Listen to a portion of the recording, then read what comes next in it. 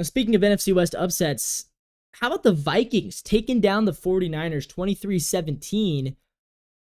Sam Darnold playing well. Do I think it's going to last? No. But so far, so good in Minnesota.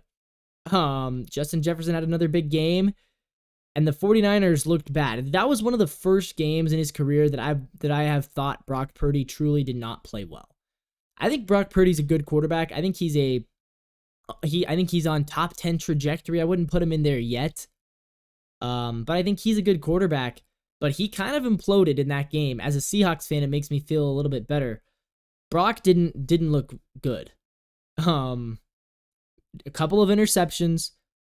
And of course, that's what happens. I mean, you're missing CMC, and everyone was all high on Jordan Mason after his great game against the Jets, but Jordan Mason was a non-factor against the Vikings.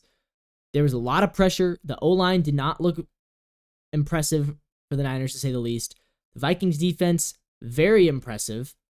Stephon Gilmore is legit over there in Minnesota. Look at that. That blocked punt, that hurt a lot. That really hurt the Niners.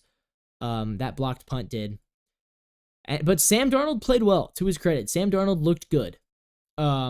That's the second week in a row. The Vikings dismantled the Giants 28-6. And now, with this win over the 49ers, they're 2-0. They're leading the division right now.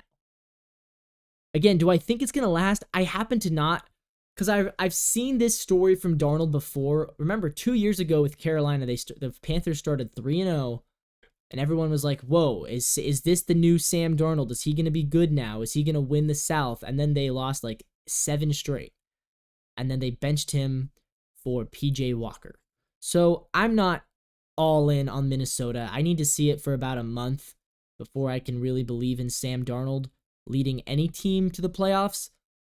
But it's been a great start. They took down the Niners.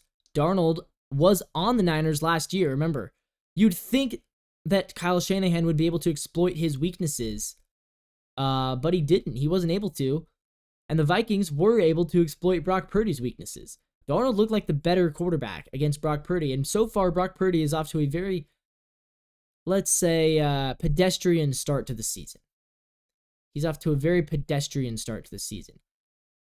I haven't been all that impressed by Brock Purdy this year.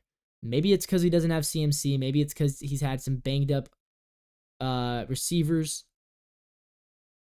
But that was always the argument against him, right? It was without his great weapons, he's not going to play as well. And that argument kind of got proved right yesterday. So we'll see how Purdy does. We'll see what he's able to accomplish. But look at that. 97-yard touchdown to Justin Jefferson. Look at this. Come on, man. Come on. Niners, how do you not stop him? Crazy. He's so good. I mean, could Justin Jefferson make Sam Darnold into a competent-looking quarterback? That's very possible. And that's what makes him the best wide receiver in the NFL, because there's no other receiver that could elevate Sam Darnold. I don't think so. Not even Jamar Chase, I don't think. I really do think Justin Jefferson, he's very clearly maybe Tyreek Hill. Him and Tyreek are the two. Those are the two best receivers in the league.